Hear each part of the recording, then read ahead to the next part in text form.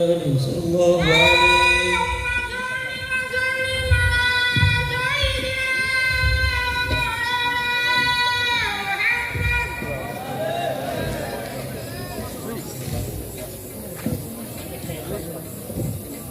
Bismillahirrahmanirrahim. Assalamualaikum warahmatullahi wabarakatuh. Alhamdulillah, salatu wassalamu ala rasulillah wa ala alihi wa sahbihi wa man walah, amma ba'd. Para habaib, para kiai, para masyayikh semuanya, hadirin, para pecinta Nabi Muhammad sallallahu alaihi wasallam yang semoga selalu dirahmati oleh Allah Subhanahu wa taala. Puji syukur kehadirat Allah Subhanahu wa taala, malam hari ini kita semua berkumpul untuk mengetuk pintu karunia Allah Subhanahu wa taala, dan kita berwasilah dengan sebaik-baik hamba yang paling dicintai oleh Allah Subhanahu wa taala, dan hasil karim mustahil Allah ketika kita mengetuk pintunya dengan berwasilah kepada Nabi Muhammad sallallahu alaihi wasallam, Allah tidak membukakan pintunya untuk kita semua.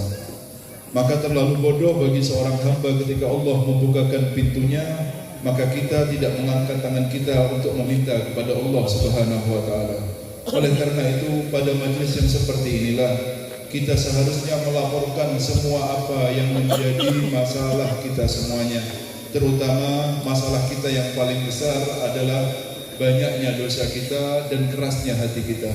Itu yang kita laporkan, dan kita semua sedang meminta kepada Allah Subhanahu wa taala, dan semoga tidak keluar dari majlis ini kecuali dengan dosa-dosa yang sudah diampuni oleh Allah Subhanahu wa taala.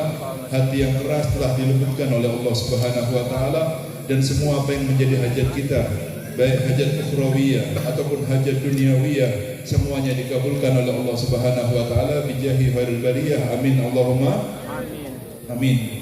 Sampai jangan kecewa ya, saya ini cuma partai penunggu saya. Ya, ban saya sebetulnya tidak ada jadwal untuk berdiri di sini sama sekali. Karena sambil nunggu Habibnya saja datang ke sini, maka saya sebagai ban serep ya harus berdiri karena diminta sama Kang Holik ini ya. Allahumma shalli ala Muhammad. Ya, kita semua hakikatnya bergembira dengan Nabi Muhammad sallallahu alaihi wasallam. Bagaimana kita tidak bergembira sedangkan Rasul sallallahu alaihi wasallam yang menerangkan tentang siapa dirinya, dan beliau bersabda, "Innama ana rahmatul muhdah." Saya adalah rahmat ya yang dihadiahkan oleh Allah untuk kita semuanya. Hadiah.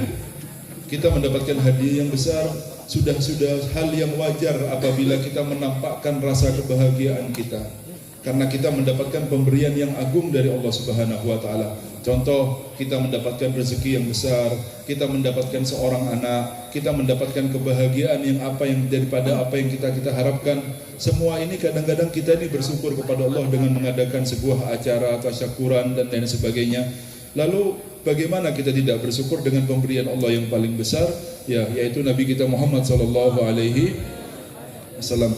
Harus ya, bahkan ini adalah penampakan syiar kecintaan kita kepada Rasulullah sallallahu alaihi wasallam, ya, penampakan kecintaan syiar kita kepada Rasulullah sallallahu alaihi wasallam. Apabila dahulu ya ada seorang sahabat yang namanya Abdullah dzul Bajadaini, Abdullah dzul Thawbaini katanya. Ya, Abdullah dzul Bajadaini ini orang yang betul-betul rindu kepada Rasul sallallahu alaihi wasallam. Ya, ingin pergi ke Madinah, tetapi semua orang yang ada di kampungnya tidak mengizinkan dia untuk pergi ke Madinah. Akhirnya dia berpikir keras, bagaimana caranya saya supaya sampai kepada Rasulullah sallallahu alaihi wasallam? Ya, bagaimana caranya, apapun akan dia lakukan, yang penting saya sampai kepada Kanjeng Nabi Muhammad sallallahu alaihi wasallam. Akhirnya dia berpikir, saya harus berarti keluar dari daerah saya ketika orang-orang tertidur semuanya. Tengah malam beliau keluar dengan membawa bekal yang cukup untuk ke Madinah. Ya, keluar. Ketika keluar dari kampungnya, ternyata ada beberapa orang yang mengetahui kekeluaran beliau dari kampungnya ini. Dikejar, lalu ditanya mau kemana? Mau ke Madinah bertemu dengan Rasul sallallahu alaihi wasallam. Tidak boleh. Begini saja, engkau izinkan saya ke Madinah, dan akan aku berikan apa yang kau minta. Semua yang kau minta. Semua. Ya, kalau semua, berikan apa yang menjadi milikmu semuanya, ya, tanpa terkecuali. maka engkau berangkatlah ke Madinah tanpa bekal itu.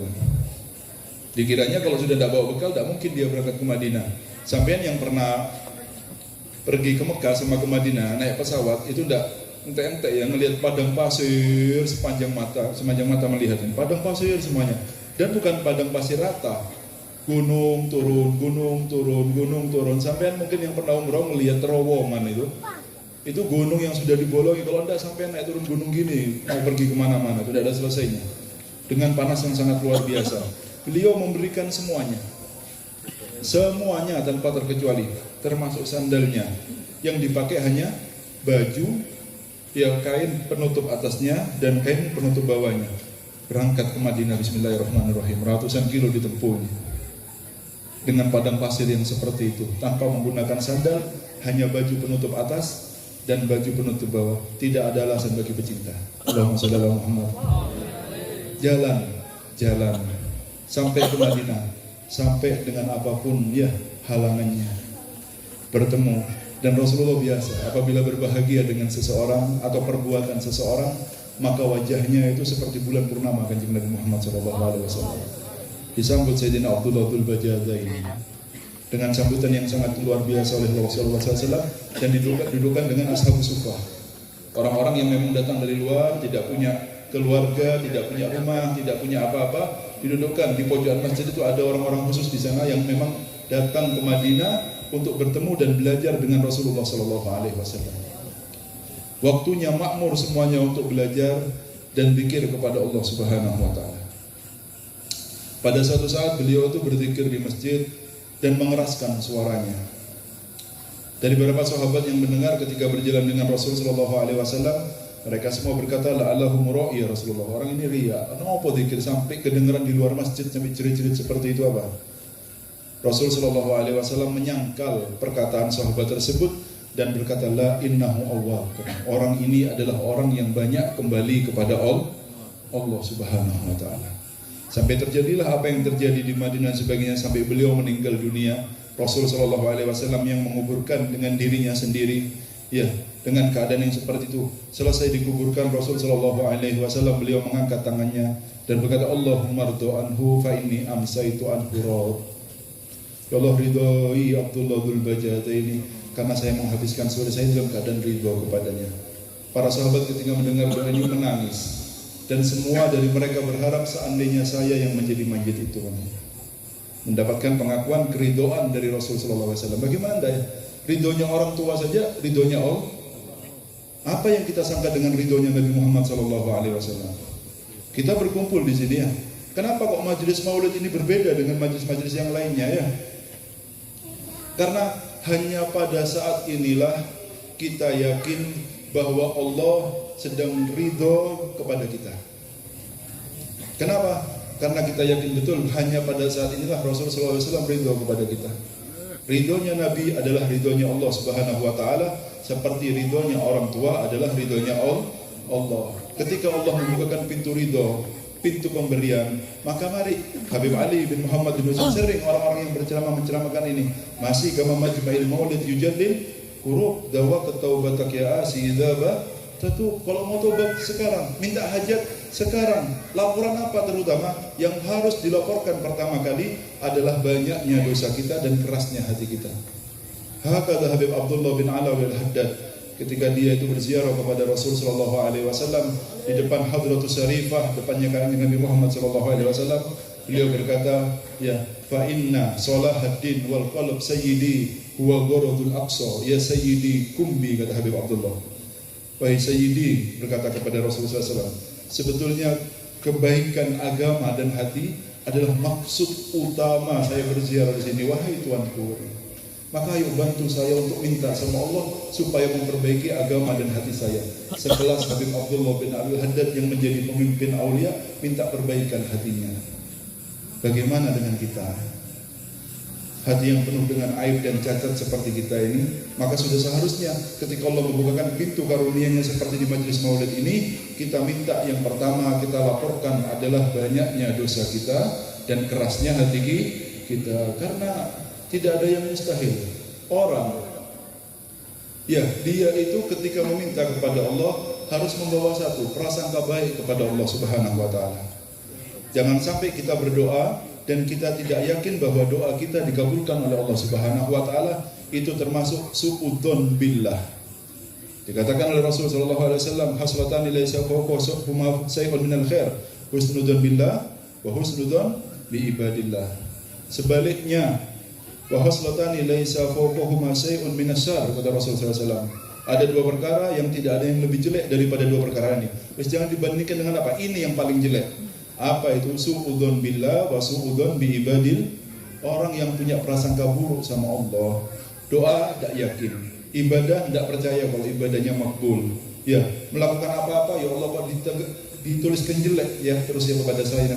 Terus hatinya berprasangka buruk kepada Allah. Orang yang berprasangka buruk kepada Allah, percuma sholatnya, percuma sedekahnya, percuma puasanya. Bagaimana dia beribadah dengan Tuhan yang bahkan dia tidak percaya bisa mengabulkan ibadahnya? Gimana? Paham ya? Maka percuma semua ibadah yang dia lakukan, ya, ketika dia tidak punya prasangka yang baik kepada Allah Subhanahu wa taala. Oleh karena itu, kenapa kita harus berprasangka baik kepada Allah? Karena kita ini yang pendek pikirannya selalu menganggap bahwa kenikmatan yang tampak mata itu adalah nikmat dan itu yang kita cari. Apabila ada musibah, kita menganggap itu adalah musibah yang seharusnya kita ini bersabar. Tidak. Allah menyembunyikan sebuah hikmah di dalam musibah yang menimpa kita, yang kita tidak tahu karena pendeknya akal kita, sehingga ketika Allah menampakkan apa hikmah yang terjadi kepada kita, niscaya kita akan menangis karena rasa malu dahulu pernah berprasangka buruk kepada Allah Subhanahu wa taala. Contoh, pemandangan ketika di akhirat. Kita sudah merasa kalau dosa ini sudah sangat banyak sekali, tapi ternyata gara-gara satu musibah yang menimpa kita, ya, ternyata berkat dari musibah itu Allah mengampuni dosa kita. Di sana kita akan malu. Seandainya ya ini loh, ya, ternyata gara-gara musibah yang menimpa kita Allah mengampuni dosa kita. Ternyata ini hikmah Allah memberikan musibah kepada saya. Seandainya hari-hari saya semuanya penuh dengan musibah, tidak tahu kita. Allah menginginkan kita supaya terangkat derajatnya, tapi ternyata kita menjadi orang yang tidak layak karena kita lebih banyak malasnya daripada semangatnya dalam beribadah kepada Allah. Diturunkanlah berbagai macam musibah kepada kita, bukan untuk menghinakan kita, tetapi untuk mengangkat kita. Ciri-ciri Allah ingin mengangkat derajat seseorang, diberi musibah orang tersebut, namun hatinya dihiasi oleh Allah dengan sifat ridho dan sabar, yang dengan musibah itulah dia akan terangkat derajatnya di sisi Allah Subhanahu. Man lam yuqbil Allah bi mulatafatil ihsan kida ilaihi bisalasil imtihan, kata Syaikh Hikam. Orang yang tidak tahu kadar waktunya, banyak malas-malasnya, padahal dia adalah orang yang diinginkan untuk menjadi orang yang dekat kepada Allah Subhanahu wa taala, maka orang yang seperti ini yang jalannya pelan untuk mendekat kepada Allah, diseret sama Allah supaya cepat masuk jadi orang-orang yang dekat. Dengan apa? Dengan diberi musibah demi musibah demi musibah. Ingat, musibah itu bukan untuk menghinakan dia, tetapi untuk mengangkat derajatnya. Namun di balik musibah yang menimpanya, Allah menghiasi hatinya dengan sifat sabar dan ridho, sehingga dengan musibah itulah dia menjadi orang yang dekat kepada Allah Subhanahu wa taala. Oleh karena itu, jangan sampai punya prasangka buruk kepada Allah. Yang bagus prasangkanya, tidak akan rugi ya. Kita belum tahu hikmah yang menimpa kita ini. Dari kemiskinan mungkin yang menimpa kita, dari penyakit yang menimpa kita. Lihatlah dengan mata yang bagus kepada Allah Subhanahu wa taala. Dahulu ya, ada ketika Sayyidina Abdullah bin Abbas jalan dengan salah satu tabi'in, beliau pernah berkata kepada muridnya ini, ala urika mura'atan min ahlil jannah. Datang lagi. Ya, sudah, karena saya partai tambahan, ya saya cukupkan sampai sekian, ya, karena masih ada partai-partai yang lainnya. Yang ini adalah acara utamanya yang kita tunggu-tunggu semuanya. Semoga kita semuanya mendapatkan berkah dari apa yang beliau sampaikan, ya. Semoga apa yang beliau sampaikan menjadi bekal kita menjadi manusia yang lebih baik, dan semoga hati kita terhiasi dengan rasa cinta kepada Rasul sallallahu alaihi wasallam. Hadza minni wa lakum minkum. Assalamualaikum warahmatullahi wabarakatuh.